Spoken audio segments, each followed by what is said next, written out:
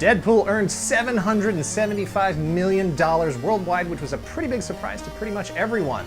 Hasbro has a new Marvel Legends Deadpool on the way, as does Japanese 6-inch import line Revoltech. Until then, collectors need to know which figure they should buy now to have standing next to Deadpool lecturing him about the importance of being a hero and a member of the X family when he finally arrives. Hi, I'm Dan Larson, and this is Marvel Legends Colossus versus Marvel Select Colossus. Both of these figures are old. Marvel Legends Colossus was part of Series 5 back in 2003. Marvel Select Colossus was released in 2011, so you'd have to go to the secondary market and deal with inflated collector pricing for both, except for the fact that Marvel Select Colossus is still being issued as new 5 years later by Diamond Select Toys. Marvel Legends Colossus is going to cost you between $30 and $40 loose, especially if you want him to have both of his thumbs, or $50 to $60 in the package to guarantee it. Marvel Select Colossus is going to cost you $25 to $30 new regardless of where you find him, and you can probably score him for $10 to $15 loose with a little patience. Marvel Legends has been around longer, but round one goes to Marvel Select for the more wallet-friendly pricing. Both of these figures are big, chunky beasts. According to MarvelDirectory.com, in armored form, Colossus should be around 7.5 feet tall. If we're talking about a true 1/12 scale figure, then he should be around 7.5 inches.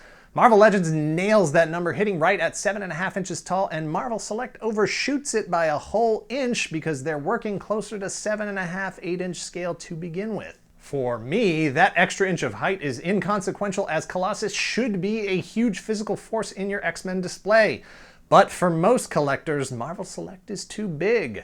Marvel Legends wins this round because Marvel Select is too big. He's just too big.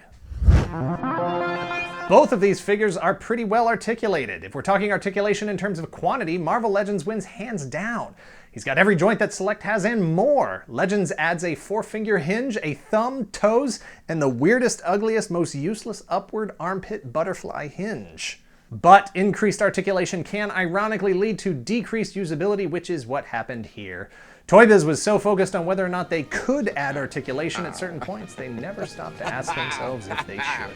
A product like this, especially one that did not have any included accessories, was sold on the basis of articulation count back in 2003. And a lot of these figures have not held up well. Thumbs that have fallen off, ab crunches, and waists that are inexcusably loose, rendering the figure incapable of even standing without support. Marvel Select wins this round for understanding that sometimes less is more. Colossus just doesn't really have anything that feels necessary or important to include with any version of his action figure. He doesn't use a gun or a sword or have a fancy hat or an adorable sidekick.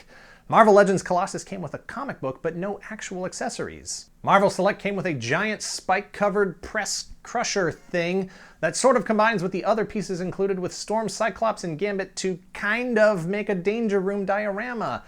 But since I don't own those other figures, I've never been able to figure out anything to do with this spiky block, and I can't bring myself to just throw it away, so I probably would have preferred nothing at all. This round goes to Marvel Legends for giving me a comic book that I don't mind chucking in the recycle bin.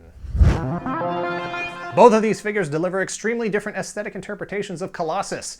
Legends is a swollen, beefier version with a dull graphite finish that robs him of any sense of being made out of metal. It's so focused on creating detail that the rib lines on his various muscles begin to feel like the web lines on Spider-Man's suit. Marvel Select has a softer metallic sheen to it. His suit is rendered in brighter colors, and the lines of his musculature are further apart, which makes the overall presentation smoother. His face seems less anguished, more human. At heart, Colossus is a gentle being moved to use his strength only in defense of his morality and, of course, his friends, family, and teammates. Marvel Select wins this final round for being a figure that would defend where Marvel Legends looks like he wants to attack.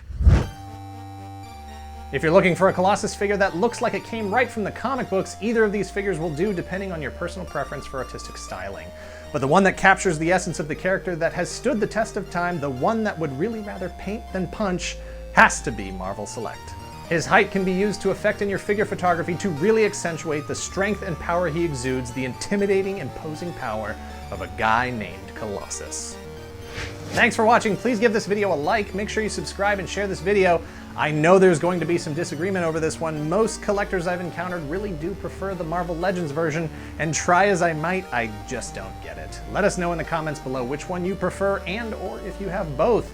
I am going to go outside and throw this Marvel Legends one as far as I can. If you find it, you can keep it. I should have been holding it when I said that. Okay.